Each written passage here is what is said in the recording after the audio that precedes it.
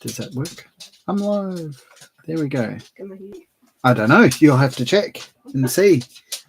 I'm going to assume so. Hello, everybody. This is my first time going live, so fingers crossed. Excuse the shaky camera there. Got to look here. Hello, everybody. My name is Andrew Peirce, who I'm going to stick this onto this screen so I can see myself and everything there. Again, this is the very first time for me going live. YouTube was not exactly helpful with showing me what I need to do, but nonetheless, here I am. Thank you, anybody who's joining or will join or is watching this in the future. This is mostly just a free-form chat with some background noise of the dogs and the cats eating food and stuff like that. But it's just mostly me just giving a bit of an update on exactly what it is that I've created alongside my partner, Carly Tillett, who has done an excellent job of editing and typesetting and formatting and bringing together the book of Lonely Spirits and the King, bring that to life. And I figured if anybody who's interested, who has backed us on Kickstarter, which would be fantastic if you have done already, is wonderful. And if you haven't, please head over to Kickstarter.com and search for Lonely Spirits and the King. I will make sure to stick links all around the place. And if you head over to thecurb.com.au as well, there will be some stuff there. But I just wanted to show people what the actual book looks like. So it's a really thick book, 700 pages long is what it is. This is really nice big book called Lonely Spirits and the King. The proper copies actually have on here. This is my test author's copy, which, as you can see, it also says on there. Sorry, my screen is backwards, so I'm trying to figure out which is the right way. An Australian film book, which is what it says there. And on the side here, it says an Aussie film book on the copies that will go out to everybody in the world. But basically, I wanted to give a bit of a rundown as to why I would spend a couple of years of my life creating a book that is 700 pages long, that is about Australian films, and that is a rundown of what is going on in the world of Australian films nowadays. What I'll do is I'm just going to lift this up. My partner is going to hate me for doing this, but I have a pile of books and coffee mugs and stuff and cat food as well over here. And then right behind me too, over on this side, is even more books, and also a Wake and Fright poster as well. But you'll see stacks and stacks of books about Australian films. And as you can see behind me, there is also a huge amount of Blu-rays and DVDs and stuff like that. And while I love reading books about Australian films, I found that a lot of them are focused on the 1970s, 1980s, and early 1990s. They kind of run up to the cusp of the 2000s, but really spending a lot of the focus on the Australian New Wave era, which is the 70s and 80s, and the era called the Ozploitation era. Fantastic period of film. But what I found really kind of disappointing was that there is precious few books about modern Australian films. And I love reading about Australian films. I love watching Australian films, and I love writing about Australian films. But also I enjoy really talking to Australian filmmakers about their craft. And so with this hole in the world of literature, film, Australian film literature, I guess is the best way of putting it, I figured that I, as a writer and as somebody who enjoys talking to people, would be a great time to be able to really put a spotlight on modern Australian films. Now, I've already written one book, which has previously, excuse me, people leaning up, previously was released, Australian Film Yearbook 2021 edition. This will, in the future, as a nice teaser, I guess, we'll be getting a rename and a bit of an update in the next year or two.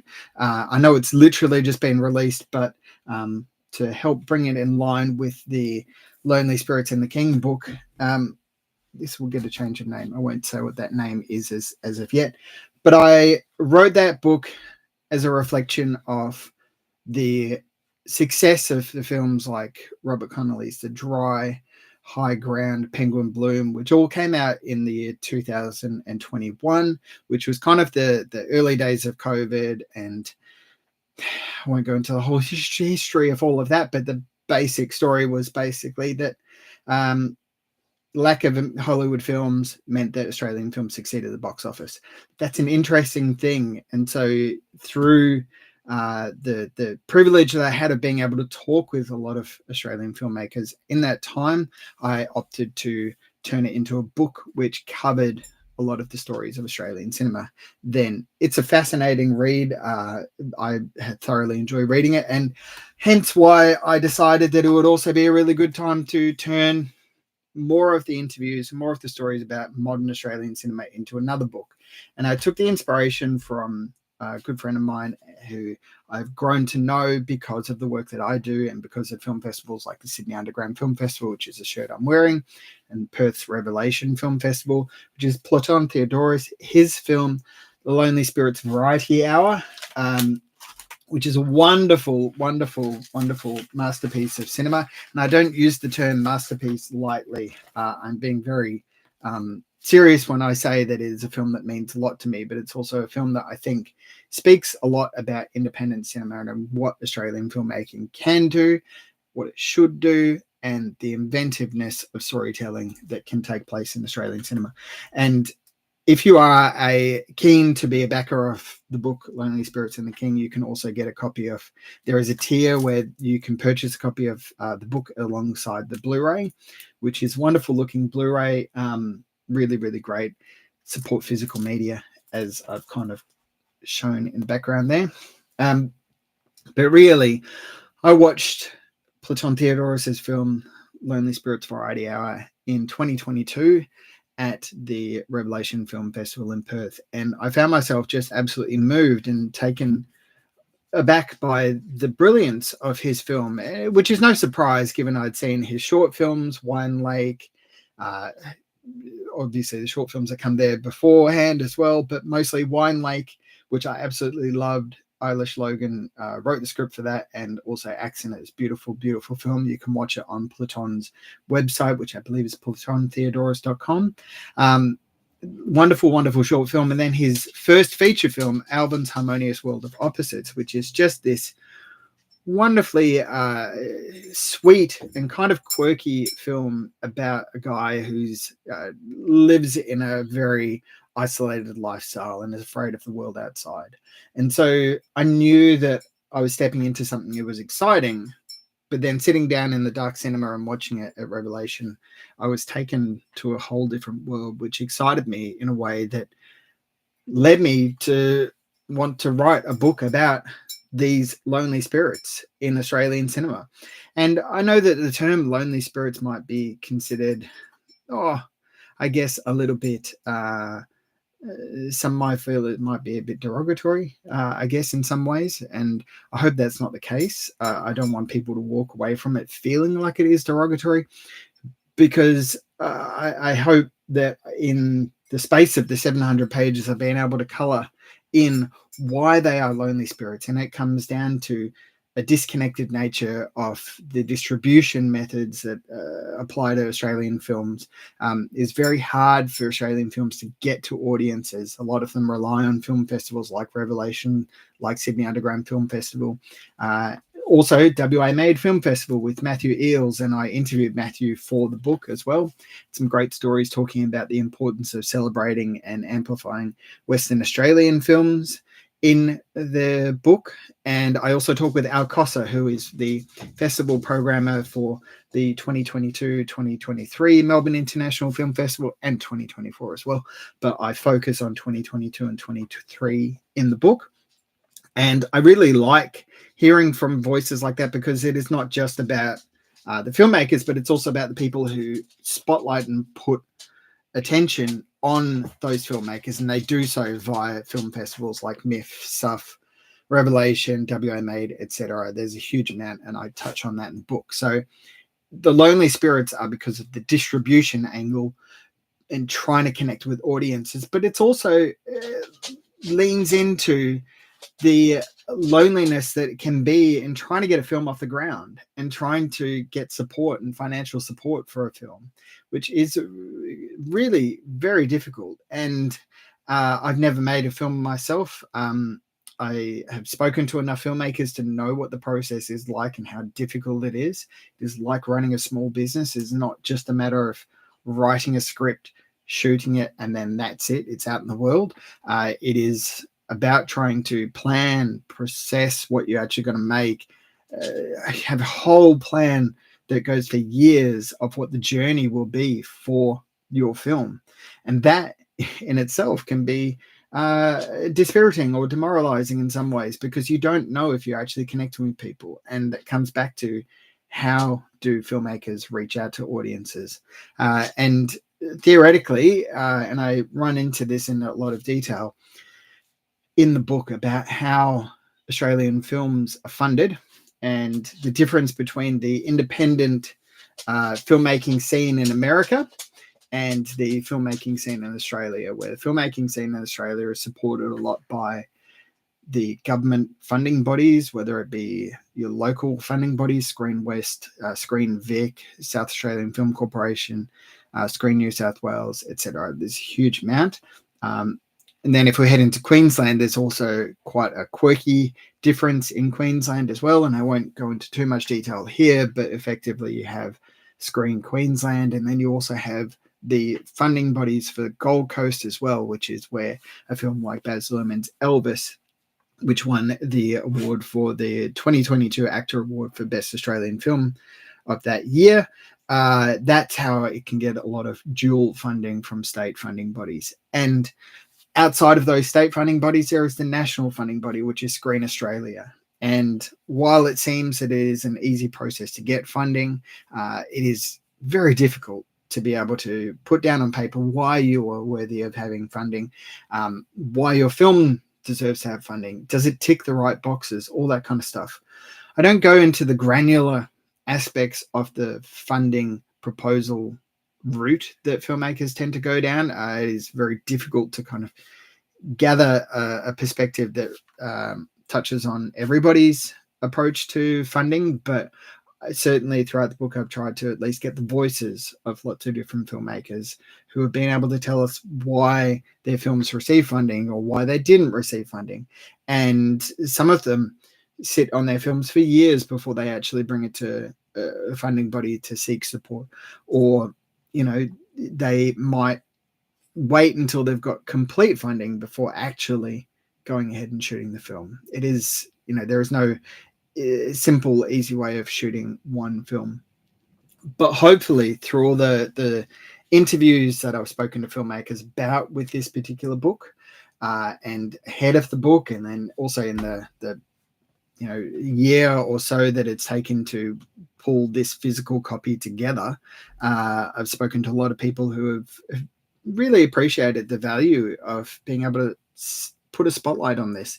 And I guess from my perspective, being able to look into the Australian film industry has been able to give me a perspective that I think is a very unique one, but it's also allowed me to tease apart the film industry in a way that somebody who is maybe within or operating within the film industry unable to do so. And I want to stress there is a difference between the Australian film industry and the film industry in Australia. And I touch on why there is a difference between the Australian film industry and the film industry in Australia. It is two separate things, even though they sound very similar and cover the same ground. It's actually not the case. They're very different things. One is a film industry which is driven by Hollywood, and the other is a film industry that supports Australian film stories, which kind of leads me to the last reason of why somebody would spend a long time writing a book about Australian films. It's 700 pages long. The question is basically, why would you dedicate so much time and not realistically, if I'm being completely honest, not getting paid anything for it, which is why we're doing a Kickstarter to help get these out into the world. For background reflection as well, when I started doing the first book, I approached a few different people and publishers to see if it was something that they would be interested in. But unfortunately, Australian film books just aren't of interest to most publishers, hence why a lot of us have to go down the self-publishing route. And I'm sure if you are a reader of modern books written by Australian film critics, a lot of them are either doing books that are self-published or published by boutique publishers over in America, or they're adding in essays, extensive essays, which are about the films for Blu-ray physical releases. So the physical aspect of the essay exists, but it's not in a book like this, if that makes sense. So effectively, no publisher would get behind it, which is why I feel like it's kind of important to explain why somebody would dedicate so long to do a 700-page book about Australian films. I love Australian films. They mean a heck of a lot to me. And I dedicate this book to my grandparents, my gran and my grandfather. My grandfather passed away in August of 2023. And he and my gran were two people who guided me quite a lot in my film loving journey. And it's quite sad as well, in the sense that Maggie Smith passed away recently, and one of the films that I grew up being aware of and knowing was her film, A Private Function. And that's a film that talks about people trying to keep a pig in England and stop it from being taken away during the war. And it's a film that my gran connected with because she felt a very, very deep synergy with the story that was in there, and she felt an understanding that maybe would not be shown elsewhere. And what I love about that film is it speaks about the British experience, especially the British experience during the war, and that notion of being seen and feeling understood is something that is a bit of a rarity, I guess, and especially in modern Australian cinema.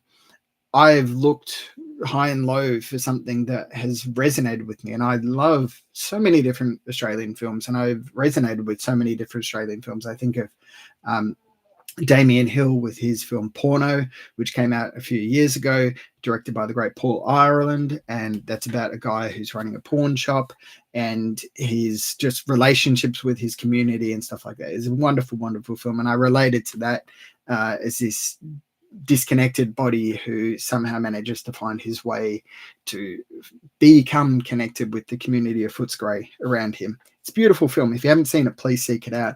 It's really, really lovely. But I've found that there have been few films that I have connected with and have found the Australian identity that I resonate with. And I do try and touch on what the Australian identity is. And that's kind of a question which I've asked a lot of the filmmakers in the creation of this book about what exactly is an Australian identity? What does that mean?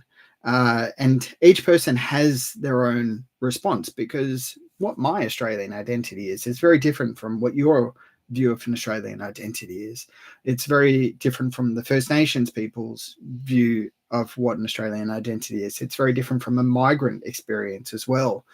And it's very different from an LGBTIQ experience too. And so all these different experiences show what a different Australian identity can be. And yet, when we watch a film or TV, less TV because it's something which I don't really dedicate all that much time to, but I do want to obviously respect it. That is a place where people enjoy and get to look and try and find themselves in there. But with film in particular, it's something that we turn to be entertained, to see ourselves, to find a little bit of something that we can resonate with.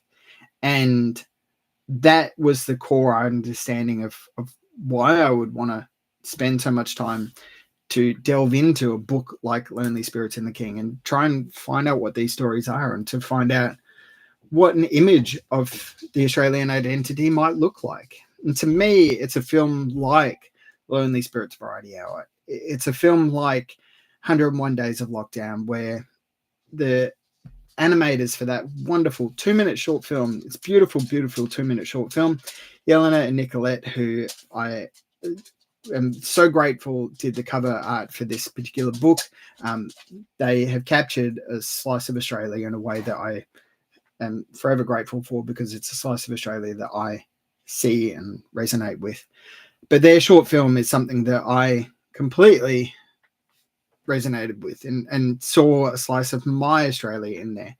And that's part of the reason why I chose to have them spotlighted on the front cover, but I'm also spotlighting their work through an interview here. It's a long way of saying the Australian identity is something that I don't think that is at the forefront of people's minds when they sit down to watch an Australian film. However, coming back to the funding bodies tend to ask, how does this present Australia? How does this present the Australian identity? How does this fit as an Australian story? If we're going to give this film more money and we're going to support this film, then what about Australia is it actually saying?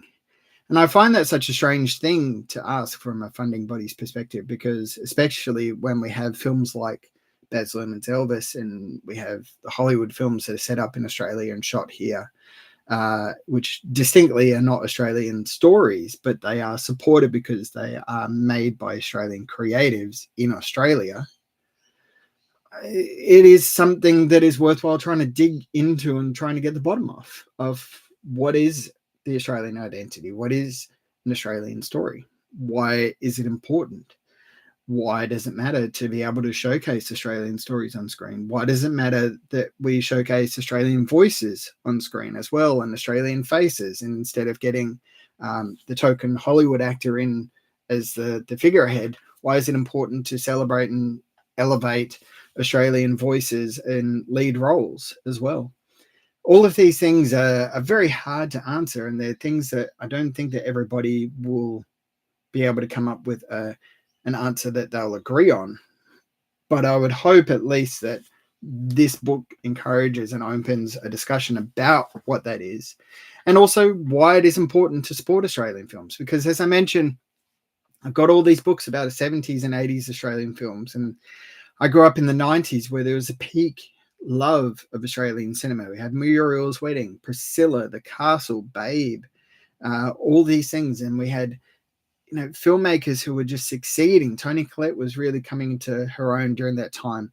LA Confidential, for example, an American film, of course, but it has 3 major Australian actors in it. Simon Baker's in it, Guy Pearce, and then Russell Crowe, of course, all leading a Hollywood film. But why is it important that Australian voices are amplified that way? And I think that it's kind of sad that we've, as a nation, have fallen out of love with Australian films. I find it interesting, even though they are completely different fields. I find it interesting that we get behind Olympians or sports teams when they're doing well internationally, but when it comes to films, the same kind of level of passion and patriotism, for want of a better term, is not there. And that's something which I've long wondered about. How do Australian films break through the noise of Hollywood? I should add, this is not a unique issue to Australian cinema. It's an issue that British cinema is currently going through at the moment as well. It's an issue that a lot of European cinema is struggling with too. They might be successful overseas, or they might be successful domestically, but the level of success is nowhere near what it used to be. And that's partly due to the rise of streaming services, Netflix, Disney Plus, etc.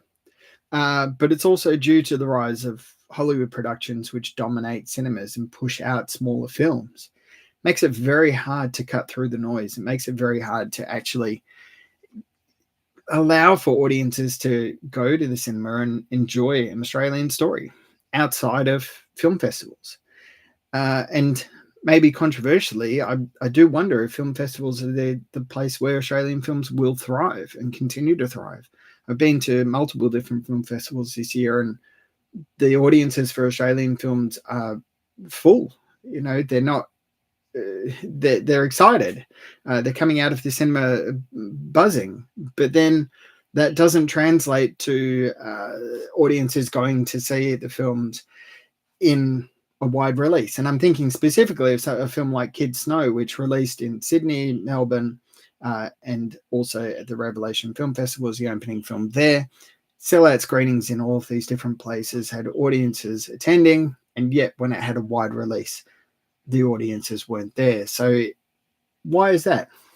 These are all questions which are really hard to kind of answer in a very short video like this, and it's also hard to answer as surprisingly, a 700-page book, but it's something which I do hope sparks some kind of discussion, and it sparks some kind of reflection on how to support Australian films, the importance of Australian films. What can we do to make them better as well?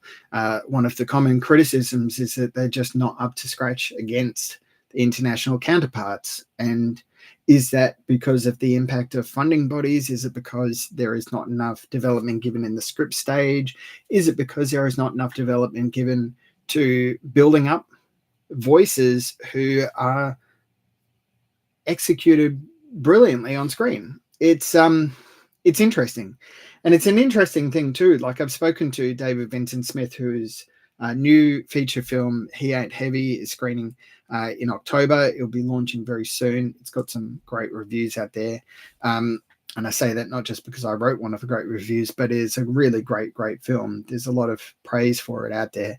And talking with David about his short film, Good Night, which is featured in the book, in that discussion, David talks about how he has spent years and years and years working on his craft, making sure that he has a script that works on the page before it actually works on screen. And I find that really fascinating, because there is often this drive to just get a story on screen without knowing why somebody's going to actually make a film, why they need to or want to get a film out there. And that's part of what I enjoy about talking with David, is because this reflection of making sure that what he is doing is as best as it can be. And I mention that because maybe there's not enough of that taking place in the industry itself. Who knows? That's a discussion point which I think is an interesting one to have. And I want it to be an interesting discussion point that takes place outside of the film festivals, outside of the industry discussions or industry catch-up points. I want it to be something that bleeds out into family discussions. I want it to be something that becomes a discussion point for a lot of different people. And, whether you love Australian films or not, I find it really interesting that we don't just talk about it as much as we should do. And I guess, I've been rambling for about 27 minutes now, and I'll wrap up in a minute. But I want to leave it on a little bit of an anecdote, in a sense that there is a lot of hope for Australian films. I know that I've kind of just dabbled in a little bit of doom and gloom there, but there is a lot of hope and love for Australian films. I look at the documentary, documentary/fiction drama, The Way My Way, which is Bill Bennett's film about walking along the Camino Trail. That's an independently produced film. It is a film that is written and directed from a personal experience, from Bill's perspective, and is something that he has taken around the country and been able to reach audiences in a way which is a rather surprising way, and it's very, very exciting. Again, this is an independent film. For an Australian film, it's also become one of the highest grossing Australian films of the year. It's done, now it's not a huge amount compared to, Deadpool versus Wolverine or whatever like that. But for an independently produced film that is self-distributed and supported by independent cinemas as well, it's done over $1.6 million at time of discussion here. It is still going in cinemas. It is still reaching audiences in a way which is unexpected. And that's because it's a story that people are interested in. And it speaks to something about what people actually want from Australian films, something that they might see in themselves, whether it's something that they desperately want to go and walk the Camino or something like that. For some reason, there is a real passion or interest in Camino stories, and this one has really tapped into that kind of market, and that's really interesting to see. But the anecdote is I went to go and see The Substance earlier today, and that's not an Australian film, but there is an Australian film at the box office right now called Runt, directed by John Sheedy, and it's written by Craig Sylvia. It's a Western Australian story, so it's, you know, championing West Australian films here for a moment. But it was quite amusing to see that during the very violent climax of The Substance, which I won't go into spoilers here, but is very bloody and violent, a person walked into the wrong cinema and sat near me, and they sat through the bloody climax, and I'm not sure what they were expecting, but I had a feeling that I thought this might be just a trailer. It was only a couple of minutes before the end, and then as soon as the title at the end came up, The Substance, they realized that they're on the wrong screen, and they got up and they said, well, this isn't Runt, and walked out of the cinema. So there is an audience for people who are eager to go and see Australian films, even if they happen to accidentally stumble into The Substance instead. But there is an audience out there. It is just that they've got to be aware that they exist. They've got to be marketed, and they've got to see a little bit of themselves in there. Like I saw myself in Platon Theodorus's Lonely Spirits Variety Hour, which once again, as I wrap up this stream, if you are eager and keen, you can go and support the Kickstarter. Get yourself a physical copy of Lonely Spirits Variety Hour. I think there's only a handful of those left. Get yourself a physical copy of Lonely Spirits and the King. There is 10 days on the Kickstarter left. We are almost at our goal. We're literally just a couple of $100 away from our goal, and it would be wonderful if you could head on over and support us however you can. If you don't want a physical copy in life, that's okay. There is also the option of simply just sharing as much as you can, or giving as much as you can. There is an option for that, but there is also an option for picking up an ebook copy as well. So if you wish, you can do that too. But yeah, that's really about it. I've greatly enjoyed spending time with you all. Thank you very much for listening. Please head over to thecurb.com.au, if I can speak this Englishly, and pick up the Kickstarter link from there, or head over to Kickstarter and just search for Lonely Spirits and the King, an Australian film book. Thank you all.